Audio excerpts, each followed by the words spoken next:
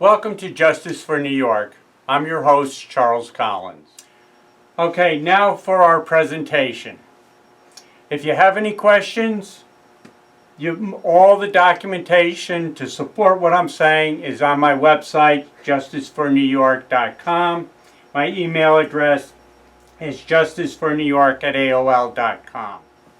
Eric Schneiderman, as Attorney General of New York State, stated, "As the top state's lawyer, he will stand up to powerful forces, defend underdogs, and go after bad actors on Wall Street and in government, regardless of party, politics, or power."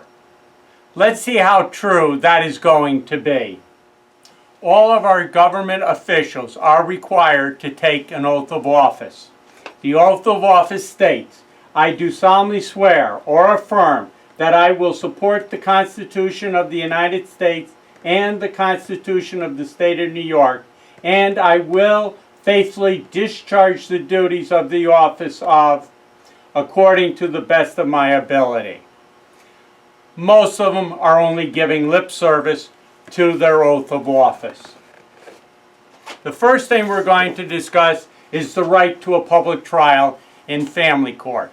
Now, if you walk into most of the family courts in the Capital District area, they have a waiting room where they guide you to. You are not allowed to go into the courtroom. They call you one at a time in, hear the case, you go out, then they call the next person in. That is not a public trial or a public hearing, which is required by law. The courts have consistently held, as they have stated, without exception, all courts have held that an accused at the very least is entitled to have his friends, relatives, and counsel present, no matter what offense has been charged. It is the law of the land that no man's life, liberty, or property may be forfeited as a punishment until there has been a charge fairly made and fairly tried in a public tribunal. The way that New York State gets around this is, and there is also a case that held that all our conclusion that all alleged civil contemners, like criminal contemners, have a right to a public trial.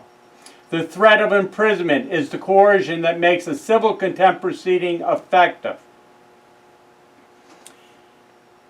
They close the courtrooms during these trials, during all the proceedings. One, it's in violation of state statute, but also the way they get around it is, and there was one case that held that no court has ever held that a person can be tried in a closed courtroom. Well, no court has. What they do is they don't address the issue. They find a reason not to address it, or they just ignore the argument. Therefore, they are stripping you of your constitutional right to an open courtroom. The courts have even held that in custody cases, you are entitled to a public hearing. If you read the Uniform Rules of the Trial Courts, it states, now this was done back in 1989, and that's going to be important in a minute. Family Court Uniform Rules, Section 205.4, Access to Family Court Proceedings. The court has held that the courtroom is open, that if the judge wants to close it, he has to do a written thing stating why he is closing the court. He can't just summarily close it. There are only 3 reasons given for closing the court. 1, the person is causing or likely to cause a disruption in the proceedings. The presence of the person is objected to by one of the parties. The orderly and sound administration of justice, including the nature of the proceeding and privacy of the parties, requires that all observers be excluded from the courtroom. But it goes on to state, whenever the judge exercises discretion to exclude any person, not just one person, any person, or the general public from a proceeding or part of a proceeding in family court, the judge shall make findings prior to ordering exclusion. I have never seen a judge in over 30 years issue an order stating why the courtroom is closed. They just closed it.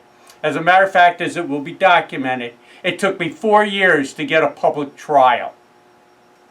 Now, in 1997, our illustrious Chief Judge Judith Kay and the Chief Judge that followed her, Jonathan Lippman, decided that they were going to pull the wool over everybody's eyes by stating, they came out with their wonderful thing, stating they changed the 205.4 to the family court is open to the public.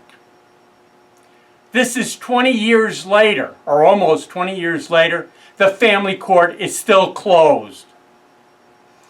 One, it was open before they even came out with it. It has the same thing for closing the court, and also requires the court to issue any reason to close the courtroom. They can't just summarily do it.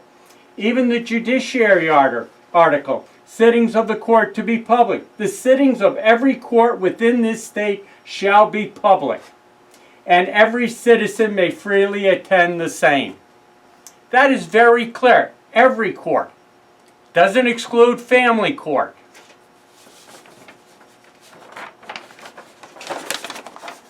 When they came out with this, there were some headlines. New York will open door on family court. It was already required to be open, and 20 years later, it's still not open.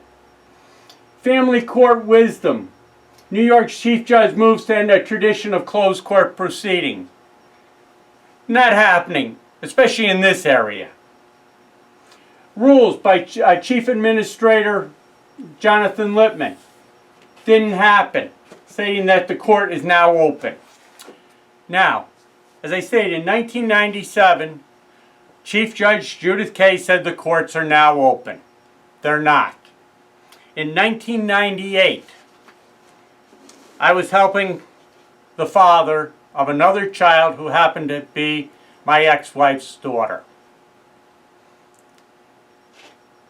I went to the court proceedings. The attorney filed his list of who he was going to witnesses for the trial. There were 35 names on the list. Guess whose name wasn't on the list? Mine. I went to walk into the courtroom. He objected, stating that he was going to call me as a witness. I was never subpoenaed. Judge says you have to wait outside. I did that twice. Then I decided, no more. The court is open to the public. I filed a motion with the court, since the court says it's open to everybody, to the general public and everything. I filed a motion with the court to be allowed in the courtroom. It didn't get ruled on by the judge. It got ruled on by the family court clerk's office. And they sent me back this letter stating, inasmuch as you are not a party to the above matter and have no standing in this proceeding, the enclosed motion is being returned to you. The courtroom's supposed to be open. I'm aggrieved because I can't go into an open court proceeding under the law. What happened was, the following time going in, that time when we got to court, I got subpoenaed. The problem is they didn't pay me for showing up, which is required under the law. So I asked to speak to the judge before the court proceeding and explained that I'm entitled to be in there. The judge heard me, called the attorney in and said, either you call him as your first witness or he's in the courtroom. And that I could stay after I was on the witness stand. So you have to stand up for what your rights are.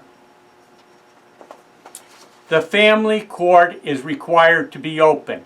Schneiderman, Cuomo, why don't you, both of you, order the family court open and arrest these judges who are closing the courts illegally and in violation of the statute? It's very simple for you to do. Now we're going to address the next issue.